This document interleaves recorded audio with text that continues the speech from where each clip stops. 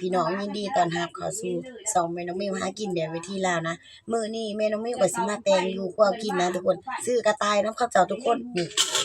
ซื้อกระต่ายนำข้าวเจ้านี่เห็นบ่ตัวบักใหญ่มันนะทุกคนเขาจะมาขายให้แม่น้องมิวซื้อบ่เคยกินจักเทื่อนะแม่น้องมิวนี่แหละบ่เคยกินว่ามันสิแซ่บส่ำใด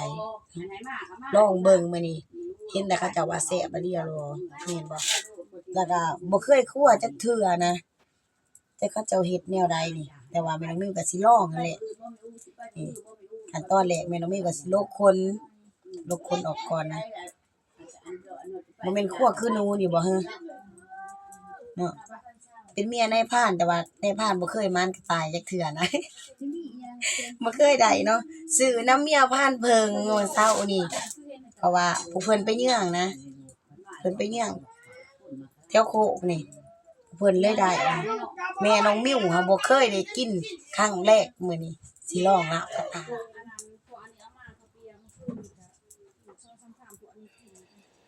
ว่ามึงเคยนะขี่ไล่ขี่ยักษ์คอยหันทองมาตีแล้วชาวมึงซ้ำใส่ทองแล้วก็ว่าอันนั้นแล้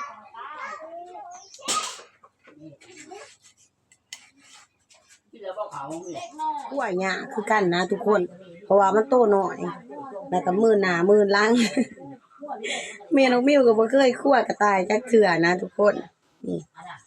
กำลังเอาแข้งเอาขาออกแล้วสิทุกคนสิลาบเลือดสีงามนะทุกคนแดงต่องอยู่สำคัญกับสีที่แดงเลยนะ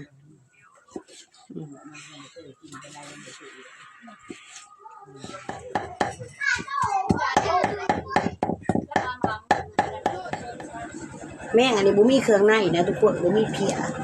แล้วก็บ่มีหยังเครื่องในแบบว่าย่อมันคือผ่านคือหยังนะแม่น้องมิวคิดว่ามันสิมีบ่มีเลย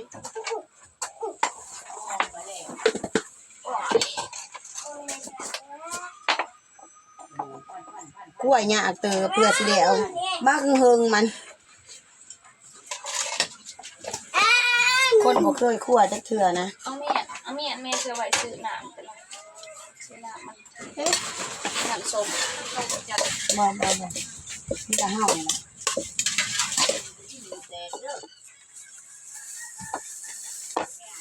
โอ้แดงกองเลยนะนี่เรียบร้อยแล้วทุกคนนี่ลาบเลือดกระต่ายต้มน้ำโพนทุกคนนี่สีสันเป็นตะกินคักมาเอาเขาใช่ละใหม่มื้อนี้นางเพิ่นออกมาเล่นน้ำนะนี่พอดีมาพออาหารดีเลยนี่คนกินข้าวน้ำกันบัดนี้3คนบัดนี้เนาะนางเพิ่นออกมาเล่นแล้วกินน้ำกันมาแซ่บบ่กำลังเคยกินเนาะแม่น้องมิวเองก็กำลังเคยกินคือกันแซ่บบ่แม่ยังเว้าบ่ทันได้เนาะค่ะคำข่าวบ่ข้าวพักที่บวมครับนะจะจ้ะนี่ทุกคนจักปีก็บ่ได้กินจักเท่าใดปีบ่ได้กินเนาะขอโทษขออภัยคนที่บ่กินดิบนะทุกคน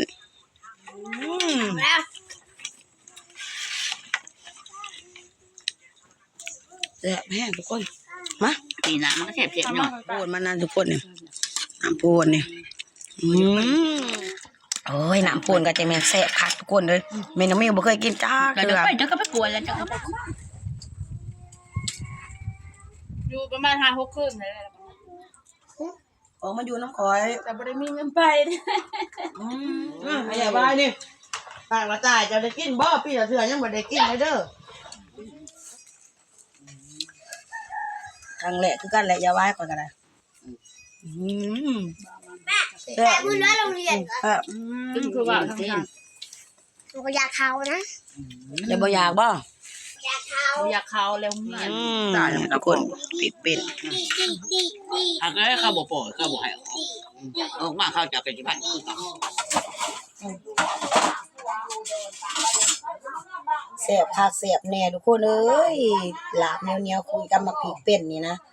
แม่น้องมิวก็บ่เคยกินเนาะมากินครั้งแรกแซ่บแท้ทุกคนเนาะใครบ่ทันเคยกินนี่หีบเอามาลองกินทุกคนมีคนขายหีบซื้อกินแซ่บขนาดบ่แพ้กับ สินผ่านเลยนะบ่แพ้กันความแซ่บนี่เนาะ